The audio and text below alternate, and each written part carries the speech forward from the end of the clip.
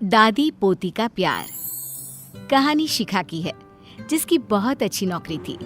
वो काम के सिलसिले में अक्सर बाहर रहा करती थी। बेटा, आन्या आजकल काफी शरारती हो रही है। उसको तुम समझाओ ना, पढ़ती ही नहीं है।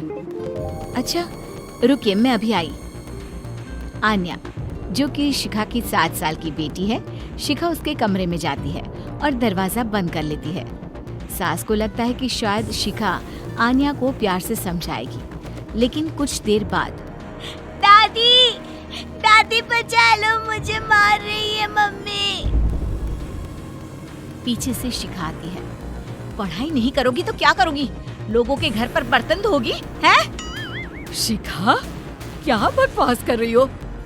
दादी मैं पढ़ लूंगी, बस मम्मी को बोलो मुझे इतना ना मारे। शिखा, मैंने सोचा था तुम माँ हो, बच्चे को प्यार से समझाओगी, लेकिन नहीं, रहने दो तुम। कुछ दिनों के बाद शिखा सास के पास आती है। माँ, मैं सोच रही थी कि कुछ दिनों के लिए मैं आन्या के साथ वक्त बिताऊं। वो क्या है ना, लास्ट टाइम मैंने उसको मारा था, तो तब से वो। सास शिखा की बात पर खुश हो जाती है। हाँ हाँ, और क्या, बेटी है तुम्हारी, तुम नहीं समझोगी तो कौन समझेगा। शिखा आन्या के कमरे में जाती है कि तभी उसका फोन आ जाता है। आन्या, मेरा एक फोन आया है, मैं बाद में बात करती हूँ। आन्या बाहर दादी के पास आ जाती है। बेटा, माँ तुम्हारे साथ कुछ वक्त बिताना चाहती है, तो उसे वक्त देना। हाँ दादी, आप भी चलिए ना, मुझे बहुत डर लगता है। अरे नहीं बेटा, अपनी माँ से कैसे डरना है? जाओ जाओ बेटा। आन्या कमरे में जाती है, जहाँ माँ फोन पर बात करके फोन रख ही रही होती है कि माँ मुझे फोन दो ना, मैं गेम खेलूंगी। नहीं, मुझे पहले तुमसे बात करनी है। माँ, बातें करते करते भी तो गेम खेल सकती हूँ ना। लेकिन जैसे ही वो माँ का फोन लेती है, उसके हाथ से फोन गिरकर टूट जाता है। ये क्या किया बेवकूफ, बेकार लड़की, कुछ नहीं आता तुमको। तुम्हें तो मैं हॉस्टल में ही रख दूंगी। और फिर वो आन्या पर चिल्लाती हुई बाहर आ जाती है। सास देखती है कि जो शिखा आज बेटी से बात करने को कह रही थी, वो उस पर चिल्लाकर कमरे से बाहर आ रही है। अरे क्या हो गया शिखा, तुम तो उससे बात करने गई थी ना। माँ, ये लड़की ना किसी काम की नहीं है। अरे मैं तो इसके साथ बैठकर बात करना चाह रही थी, इसने मेरा फोन ही पटक दिया। तो शुक्र है कि फोन को कुछ नहीं हुआ, 50,000 का फोन है।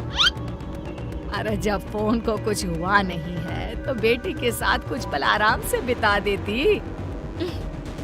मेरा मूड ऑफ हो गया है, बाद में बात करूंगी, मैं सोने जा रही हूँ। सास को शिखा की बात अच्छी नहीं लगती, पर क्या करती। बहू को बेटी की तरह समझने वाली सास सोचती है कि सारा दिन काम करके ये भी थक जाती होगी, वो बेटा बनकर घर की देखभाल कर रही है, तो क्या मैं उसके बच्चों का ख्याल नहीं रख सकती? मैं ही जाकर आन्या से बात कर लेती हूँ। दादी आन्या के पास आती है। वो कोने में बैठकर रो रही थी। ले, मेरी गुड़िया रानी को क्या हो गया? देखो शाम हो रही है, चलो पार्क में चले क्या घूमने? नहीं दादी, मैं कहीं नहीं जाऊंगी। मेरा चेहरा देखो कितना पीला पड़ रहा है। सब पूछेंगे क्या हो गया तो क्या कहूंगी? ये बात तो है।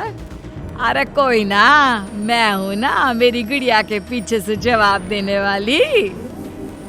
दादी और पोती पार्क में खेलने जाते हैं, जहाँ एक बच्चा कहता है, अरे आन्या, क्या हो गया, क्यों रो रही थी? आन्या कुछ बोलती इससे पहले ही दादी कहती है, अरे आन्या ने रामायण देखी है ना, जिसमें रावण माता सीता का हरण करके उसे ले जाता है। बस वही देखकर रोने लगी मेरी गुड़िया।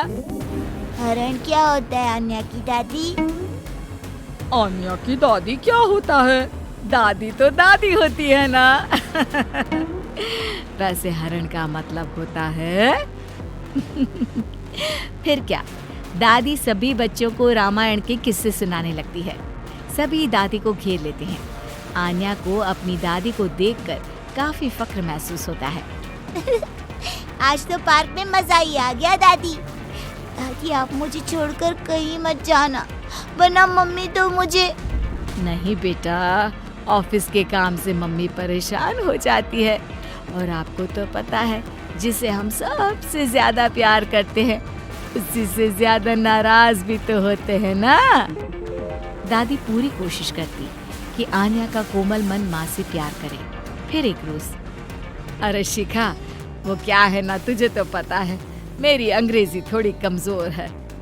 सोच रही थी आन्या की कोई ट्यूशन लगवा देते हैं। क्यों, क्या हो गया? वैसे तो मैं ही पढ़ा देती, पर अभी छोटी सी तो क्लास है, समझा दूंगी उसे मैं। देख शिखा, माँ पढ़ाए इससे अच्छा तो कुछ हो ही नहीं सकता, लेकिन तेरे पास वक्त की कमी है ना। नहीं माँ, मैं अभी फ्री हूँ, पढ़ा देती हूँ। शिखा आन्या के पास बैठ जाती है। क्या हो गया? आप मेरे पास कैसे? कुछ चाहिए क्या? अरे कुछ नहीं, इंग्लिश की बुक निकालो, मैं पढ़ाती हूँ। और बेटा, मैं आपकी गलती हो तो ही डांटती हूँ ना। आन्या डर कर किताब निकालती है। अरे डर क्यों रही हो, हाँ? कोई भूत नहीं हूँ मैं। आन्या शिखा को पढ़ाने बैठती है। ये पहली बार था जो शिखा आन्या को पढ़ा रही थी कि अचानक शिखा जोर जोर से चिल्लाने लगती है। ये नहीं आता, इतना आसान है ये, दिमाग में तो गोबर भरा है। हमारे पूरे पैसे बर्बाद कर रही हो।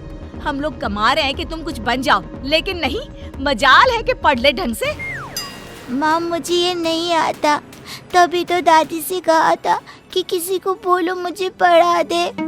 अरे वाह जी वाह, तमीज देखो, कितनी जबान चल रही है तेरी।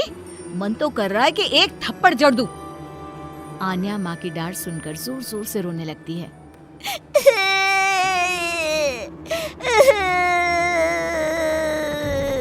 अरे अरे, क्या हो गया?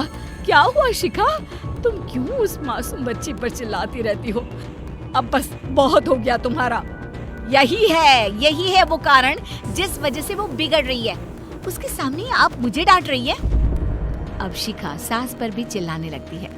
तभी शिखा के सामने आन्या हाथ जोड़कर खड़ी हो जाती है। माँ, मुझे माफ कर दो, लेकिन मेरी गलती की सजा दादी को ना दो। उस दिन फोन मेरे हाथ से छूट गया था, गलती से। पहले दिन भी आपने मुझे मारा। आपने तो मुझे कभी पढ़ाया नहीं, आज पहली बार आई तो भी मुझे डांटने लगी। चुप हो जा आन्या, तेरी माँ है वो, कितनी बड़ी है तुझसे। तो क्या हो गया, बड़ी है, लेकिन पता नहीं कि बच्चों और बड़ों के साथ कैसा व्यवहार करना चाहिए।